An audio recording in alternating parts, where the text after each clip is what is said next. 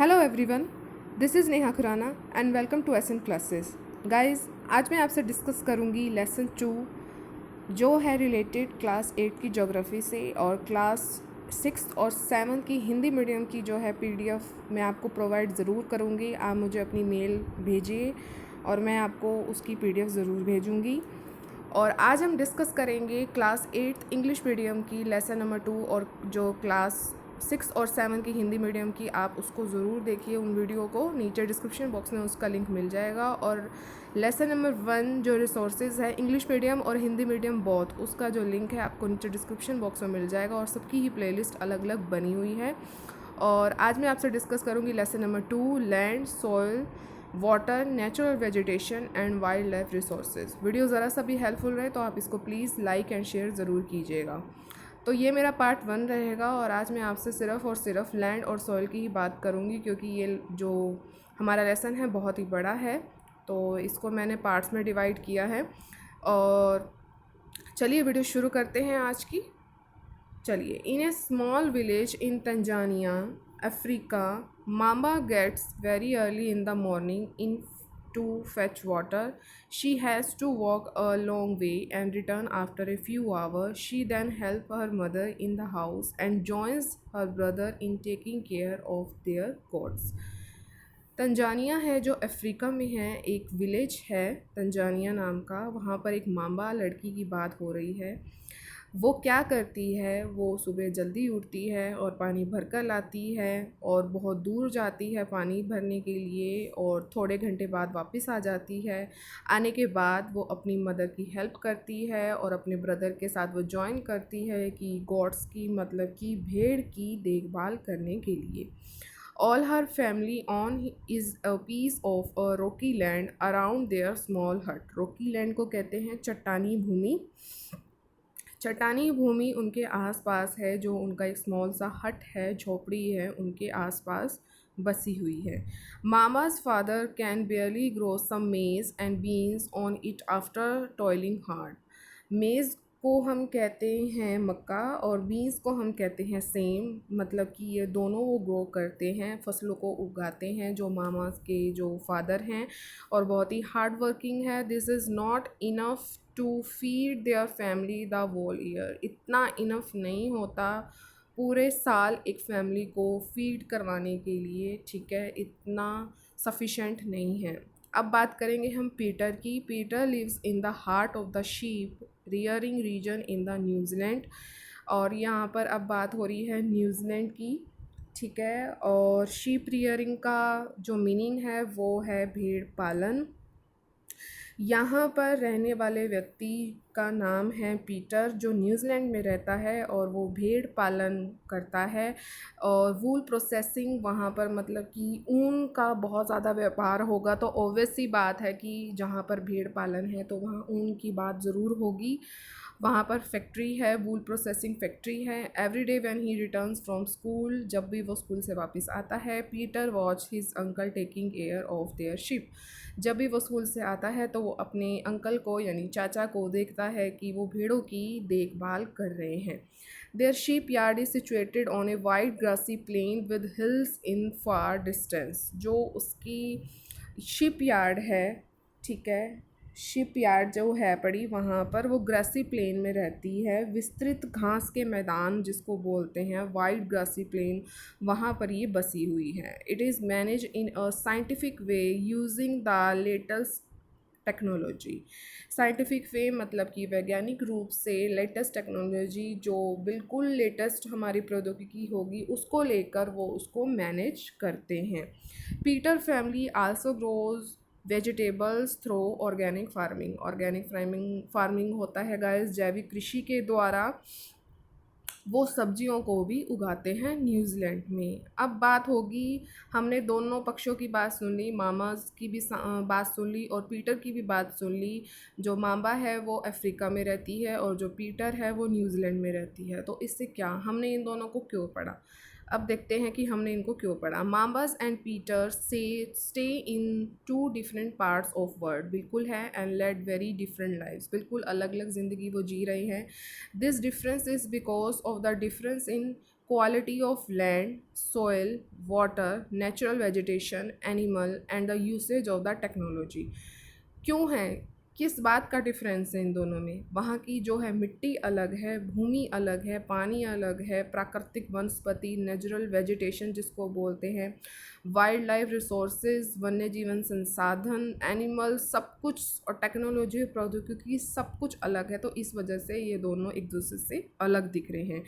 The ability of such resources is the main reason place different from each other. सिर्फ और सिर्फ इन resources की वजह से ही जो प्लेसेस हैं वो एक दूसरे से अलग हमें दिखाई देते हैं। तो गाइज़, अब हमारा जो चैप्टर है वो मेन स्टार्ट हो चुका है। तो अब हम लैंड की बात करेंगे, जिसको हम कहते हैं हिंदी में भूमि। क्या है लैंड, देखते हैं। Land is among the most important natural resources. Natural resources में भूमि जो है वो सबसे इम्पॉर्टेंट संसाधन है। It covers only about 30% of the total area of the earth surface. जो हमारी पृथ्वी है उसका 30% ही ये यूज़ करता है, और and the all parts of small percentage are not habitable, यानी कि जो और बाकी पार्ट्स हैं वो तो रहने लायक है भी नहीं। ठीक है। The uneven distribution of population in different part of the world is mainly due to varied characteristics of land and climate. जो हमें एक अनइवन डिस्ट्रीब्यूशन दिखता है जनसंख्या का, वो किस कारण है? तो लैंड और क्लाइमेट की वजह से ये अनइवन डिस्ट्रीब्यूशन है। तो गाइस, मेन पॉइंट्स ही मैं आपको बता रही हूँ, ठीक है, तो आपको ये याद रखने हैं। द रग टोपोग्राफी, यानी कि जो उबड़ खाबड़ स्थलाकृति है, स्टीप स्लोप्स जो हैं, यानी कि पर्वतों के जो त्रिनल हैं, स्टीप स्लोप्स होते हैं, ढाल होते हैं, ठीक है, और ऑफ द माउंटेन है steep stop of the mountain, यानी कि जो पर्वतों के त्रिनल हैं, लो लेइंग एरियाज जो हैं, बिल्कुल बिल्कुल जिन लोअर सरफेस पर हैं, सस्टेबल टू वाटर, यानी कि जिनकी जलाक्रांति हम इनको कह सकते हैं हिंदी में। ठीक है, तो ये आपको जो ये मेन याद रखने हैं। लॉगिंग है, लॉगिंग का मतलब होता है विरल। डेजर्ट एरिया हो गया, डेजर्ट एरिया होता है सघन वन। थिक फॉरेस्ट हो गए, जो घने जंगल हो गए। और एरिया नॉर्मली स्पार्शली पॉपुलेटेड टू अनहैबिटेटेड। ठीक है, अब जो हमारे इतनी हमने बातें हमने अभी पढ़ी हैं, तो ये आपको मेन पॉइंट्स में ही याद करना है। ठीक है, किस किस कारण अनइवन डिस्ट्रीब्यूशन हो रहा है, तो ये आपको याद रखना है। Rugged topography, steep slope of mountains, low lying area, sustainable to water, logging, desert areas, thick forests area are normally sparsely populated or uninhabited. Plains and rivers valley offer suitable land for agriculture. Plains होता है उर्वर मैदान, और जो नदियाँ होती हैं जिनकी वैलियाँ झीलें बनी होती हैं, वो एक सुटेबल लैंड होता है एग्रीकल्चर के लिए। सुटेबल भूमि होती है एग्रीकल्चर के लिए, कृषि के लिए। तो ये तो आपको पता ही है। तो ये एक अच्छा मेन पॉइंट हो गया कि कौन से ऐसे रीज़न हैं जो एग्रीकल्चर के लिए सुटेबल है। तो plains and river valley are suitable land for agriculture.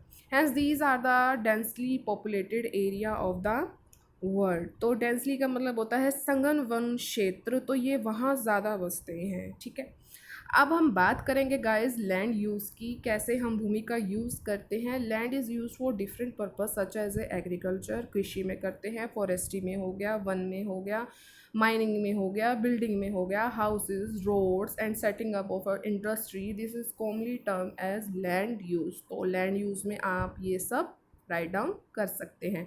Can you list out the different way in which Mabas and Peter family use their land? The use of land is determined by physical factor. ठीक है, physical terms भी उसमें जो हैं हम include करेंगे। ठीक है, सच एज टोपोग्राफी जो हमने अभी पढ़ा, सॉइल भी होता है, क्लाइमेट भी हो गया, मिनरल्स हो गया, अवेलेबिलिटी ऑफ वाटर हो गया। तो फिज़िकल फैक्टर आप एक अलग से पॉइंट बना सकते हैं, और उसमें आप ये पॉइंट्स लिख सकते हैं। ठीक है, एंड अब हम human factors such as population, human factors के अंदर आप पॉपुलेशंस को और टेक्नोलॉजी को both are important determinants of land use pattern. तो गाइस, ह्यूमन फैक्टर में आप ये लिखेंगे और फिज़िकल फैक्टर में आप ये लिखेंगे, अलग अलग पॉइंट्स आप बना सकते हैं। Land can also be classified on the basis of ownership as private land and community land. Private land क्या हो गया, जो प्राइवेट हो, हमारे अंदरूनी तक हो, अपने तक हो, उसको हम प्राइवेट लैंड बोलते हैं. एंड कम्युनिटी लैंड इज़ सामुदायिक, जहाँ पर पूरा का पूरा आपको एक समुदाय मिलेगा. Private land is owned by the individual, individual हो गया, एक व्यक्ति के लिए हो गया. Whereas community land is owned by the community for the common use like collection of fodder, fruits, nuts and medical herbs.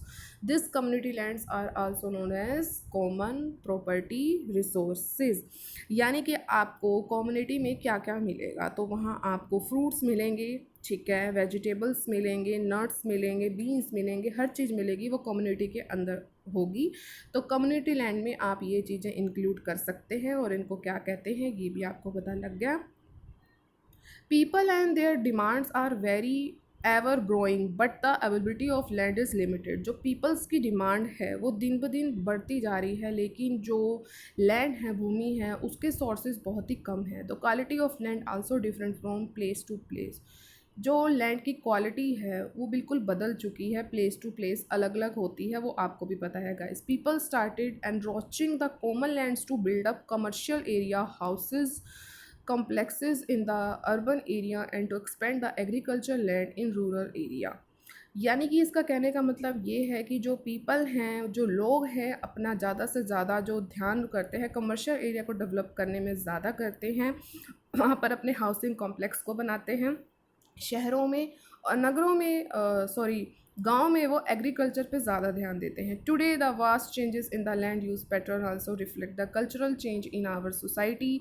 जो सबसे बड़ा चेंज हमें देखने को मिल रहा है भूमि से रिलेटेड वो है कल्चरल चेंज, यानी कि सांस्कृतिक जो चेंज है वो हमारी सोसाइटी में हमें देखने को मिलता है.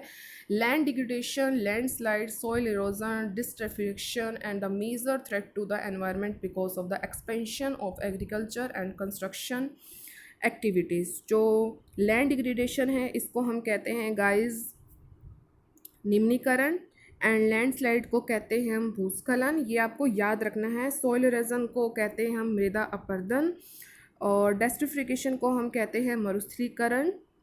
Are the major threat to the environment. यानी कि ये जो 4 फैक्टर आपको दिख रहे हैं ये हमारे बिग एनिमी हैं जो हमारे लैंड से रिलेटेड हैं, और इन्हीं से ही जो ज़्यादा हार्म होता है हमारी भूमि को. तो ये आपको 4 फैक्टर याद रखने हैं. चलिए, कंजर्वेशन ऑफ लैंड रिसोर्सेज. अब हम कंजर्वेशन की बात करेंगे. Growing population and their growing demanded has led to large scale destruction of forest cover and the arable lands and has created a fear of losing this natural resources.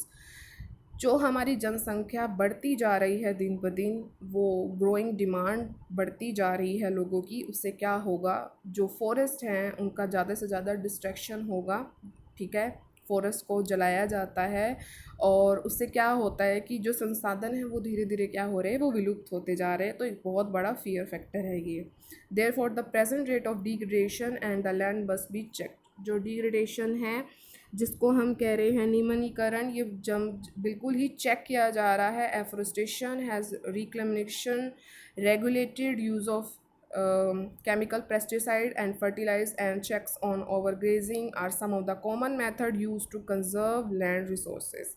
तो ये कुछ resources हैं land resources हैं, उनको conserve करने के लिए कुछ मेथड्स, कॉमन मेथड बताए जा रहे हैं. तो ये आप जो है राइट डाउन कर लीजिए, बहुत ही इम्पॉर्टेंट है. तो कंजर्वेशन का मतलब होता है संरक्षण करना, कि हम लैंड रिसोर्सेज को सुरक्षित कैसे कर सकते हैं. तो ये कुछ आपको फैक्टर बताए जा रहे हैं. तो इन चीज़ों से आप क्या कर सकते हैं, इन चीज़ों से आप अपने जो लैंड को क्या कर सकते हैं, कंजर्व कर सकते हैं, उसको सुरक्षित कर सकते हैं. अब गाइज अब हम बात करेंगे सॉइल की. लैंड की हो चुकी है, सॉइल को हम कहते हैं मृदा. The thin layer of granary substances covering the surface of the earth is called soil. जो मतलब कि दानेदार जो कण होंगे, ये हम ग्रेनरी को दानेदार कण कहते हैं, कि ऐसे कण जो दानेदार हों, जो अर्थ के सरफेस को ढके हुए हों, तो उनको हम क्या कहते हैं, मृदा कहते हैं, सॉइल कहते हैं. प्रॉपर डेफिनेशन है सॉइल की, इसको आप राइट डाउन कर लीजिए. It is closely link to land. बिल्कुल क्लोज है ये लैंड के, भूमि के बिल्कुल नज़दीक है, ये आप सबको भी पता है. Landforms determine the types of soil. Soil is made of organic matter, minerals and weather rocks found on the earth. बिल्कुल, ये किस किस से बने हैं? ऑर्गेनिक मैटर से बने हैं, मिनरल से बने हैं, रॉक्स से बने हैं, जो कि हमें पृथ्वी पर मिलते हैं. This happen through the process of weathering. Weathering क्या है? The breaking up the decay of the expose rocks by temperature changes, forest action, plants और एनिमल्स एंड ह्यूमन एक्टिविटी. तो हम इसको वेदरिंग कहते हैं. The right mix of minerals and the organic matter make their soil fertilize. जो अगर सही proper एक मिक्सचर होगा मिनरल्स का और ऑर्गेनिक मैटर का, तभी जो हमारी है सॉइल जो होगी वो फर्टिलाइज होएगी, अच्छी तरह होएगी, मृदा उपजाऊ बनेगी. ठीक है, इसलिए ज़रूरी है कि हमें राइट मिक्सचर होना चाहिए मिनरल्स और जैव पदार्थ का, ऑर्गेनिक मैटर का. चलिए देखिए, ये एक लैंडस्लाइड है, भूस्खलन जिसको हम हिंदी में कहते हैं. इसमें से मेन पॉइंट्स मुझे अभी इतना नहीं दिखा कि लास्ट में आपको करवाने की पूरी कोशिश करूँगी. अभी मैं इसको स्किप कर रही हूँ. तो अभी हम सिर्फ़ और सिर्फ अभी सॉइल के बारे में ही पढ़ेंगे. ठीक है, तो सॉइल के बारे में पढ़ने से पहले हम ये आप सॉइल प्रोफाइल देखिए एक बार की. Top soil with humus and vegetation. यहाँ पर आपको वेजिटेशन सब्जियाँ मिलेंगी. सब soils with sand, slit and clay मिलेगी यहाँ पर. ये मीडियम साइज़ का हो गया. वेदर रॉक मटेरियल होंगे. और ये क्या हमारा है? पेरेंट रुक. तो इन्होंने एक बिल्कुल अच्छा डायग्राम आपको दिखाया है. तो इस तरह आप मृदा के जो हैं अलग अलग सॉइल के आप अलग अलग पार्ट्स देख सकते हैं, जिसको हमने सॉइल प्रोफाइल बोला. हिंदी मीडियम का मैं जल्दी ही अपलोड करूँगी, तो वहाँ पर अभी आप वो देख सकते हैं. Factors of soil formation. The major factor of soil formation are the nature of the parent rock and का क्लाइमेट फैक्टर. दोनों ही हैं, पेरेंट रॉक और क्लाइमेट फैक्टर बहुत ज़्यादा उसको इफ़ेक्ट करते हैं. Other factors are the topography है, रोल ऑफ ऑर्गेनिक मटेरियल हैं, और time taken of the composition of the soil formation. All this different क्या है? प्लेस टू प्लेस, जो अलग अलग हैं एक दूसरे से. तो पेरेंट रॉक में आपको दिख रहा है डिटर्मिनेंट्स में क्या है? कलर है, टेक्सचर है, केमिकल प्रॉपर्टीज़ हैं, मिनरल कंटेंट, परमेबिलिटी है. रिलीफ में आपको दिख रहा है फ्लोरा एंड फ्यूना दिख रहा है. क्लाइमेट में आपको टेम्परेचर दिख रहा है, रेनफॉल इन्फ्लुएंस. टाइम में determine the thickness of the soil profile. तो गाइज़ आज हम यहीं तक अपनी वीडियो को करेंगे. और वीडियो कैसा लगा मुझे कमेंट करके ज़रूर बताइएगा. अभी सॉइल का थोड़ा बहुत रह रहा है, वो मैं नेक्स्ट पार्ट में जल्दी ही अपलोड करूँगी. वीडियो को आप करेंगे like, share and subscribe. Subscribe का बटन ज़रूर प्रेस कीजिए, जिससे मेरी जितनी आगे आने वाली वीडियो होंगी तो उसकी नोटिफिकेशन आपको पहले ही मिल जाएगी. और साथ में अदर प्लेलिस्ट को भी ज़रूर चेकआउट कीजिए. और हिंदी मीडियम का मैं जल्दी ही अपलोड करूँगी, लेसन 2 ज्योग्राफी से ही रिलेटेड, और लेसन 1 बिल्कुल अपलोड हो चुका है. तो मिलेंगे हम अपनी नेक्स्ट वीडियो में. Till then thank you so much for watching. Bye bye and take care.